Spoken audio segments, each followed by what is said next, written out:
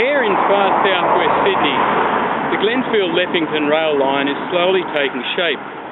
It's a vital and long-awaited project, but the question is, why are we paying hundreds of millions more for it than we should be? I'm Gavin Gatenby, and I'm the convener of EcoTransit, Sydney's not-for-profit public and active transport advocacy group. Glenfield-Leppington is just a 10-kilometre suburban line with 2 stations with parking and a stabling yard for trains. Out here, there are no mighty mountain ranges to cross, no deep valleys, no broad rivers, and resumption costs are cheap. But according to evidence at a recent New South Wales parliamentary inquiry, this simple gut-basic job is costing the taxpayer more than $1 billion.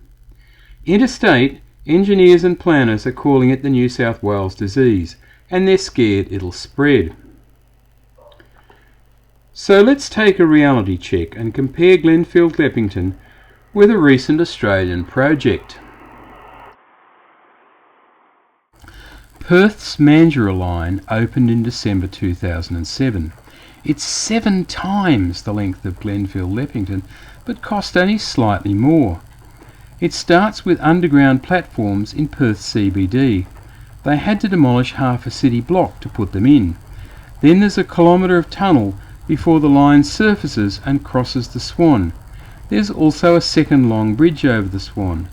Of the 11 new stations, 9 have fully integrated bus interchanges and 8 have hundreds of park and ride spaces.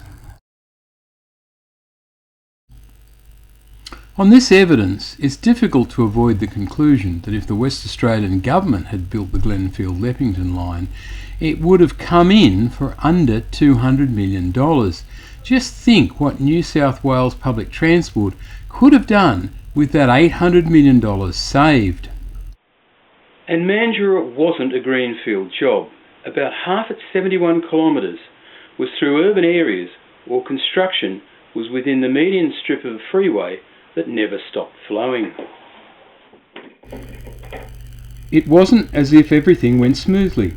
In the course of construction, the beginning of the mining boom sucked skilled labour out of Perth. The project was hit by a savage industrial dispute and the price of steel nearly doubled. But they came in on budget and only slightly over time. How long is 71 kilometres? Well, in Sydney it would be like building a new railway from Central to the lower Blue Mountains. Is it really credible that the 10-kilometre Glenfield-Leppington project, with just 2 stations and no engineering challenges, could cost almost as much as Mandurah? I think not.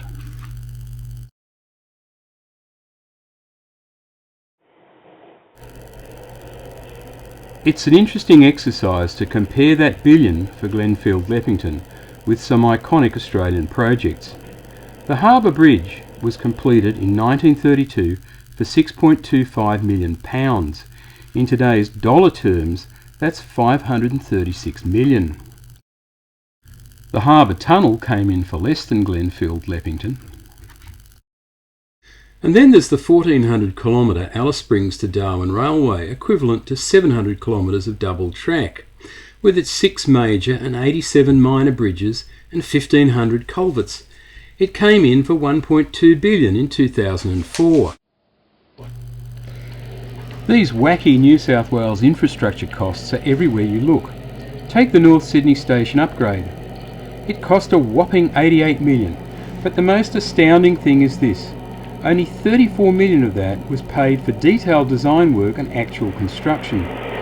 The former Transport Infrastructure Development Corporation booked up $54 million for concept plans and environmental approvals.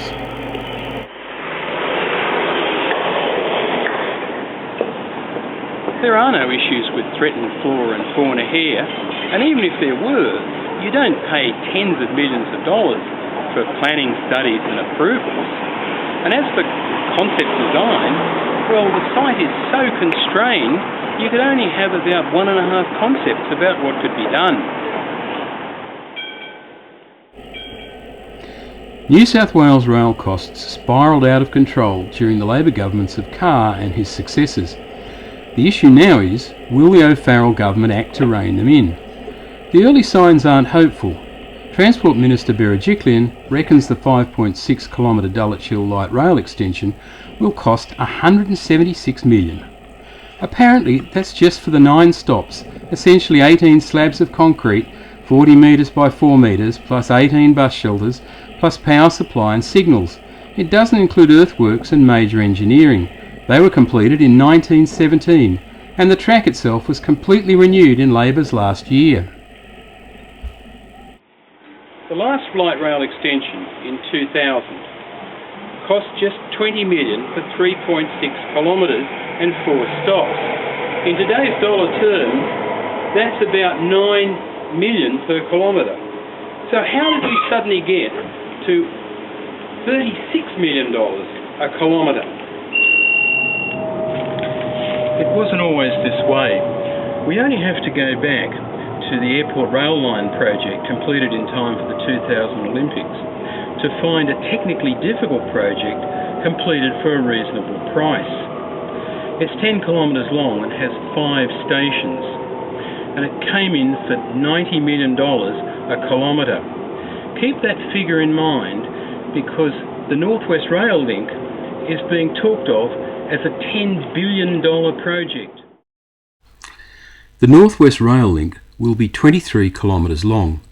If that $10 billion price tag sticks, we'll be paying $435 million a kilometre, even though only 15 kilometres is in tunnel.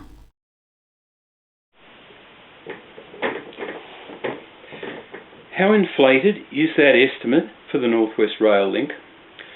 Well, 10 billion Australian is what the Swiss are paying for the Gotthard Base Tunnel. It's the longest, deepest rail tunnel in the world and a truly heroic piece of engineering.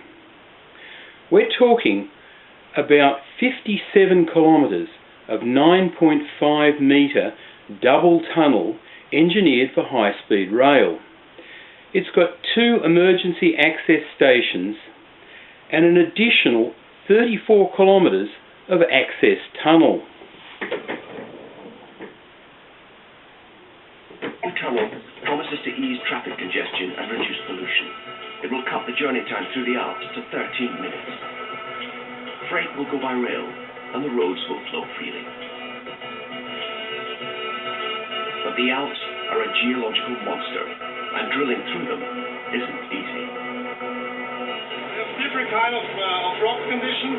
We have quite hard rock conditions, a good rock on the right side, and we have soft rock, destroyed rock on the left side. Hard rock is relatively easy to tunnel through, but soft rock is a nightmare.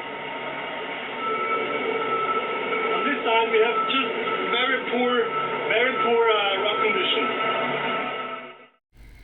Each of those Gotthard tunnels would accommodate 2 Sydney suburban rail tracks, so the Gotthard is equivalent to over 114 kilometres of Sydney rail tunnel. If the Swiss were building the North West Rail Link, it would come in for less than $2.5 billion, even if all 23 kilometres were tunnelled. $10 billion for the North West Rail Link is fairyland stuff. But it's not a joke because the Treasury officials and private consultants who come up with these estimates are pushing the cost of vital rail infrastructure out of reach. Once these rip-off estimates are out there in public, then the construction industry, and in New South Wales we're talking about a cosy duopoly, bids up to them. That's what's happened out here in southwest Sydney. If the O'Farrell government doesn't get on top of this problem, then they can kiss goodbye to their otherwise excellent rail infrastructure plans.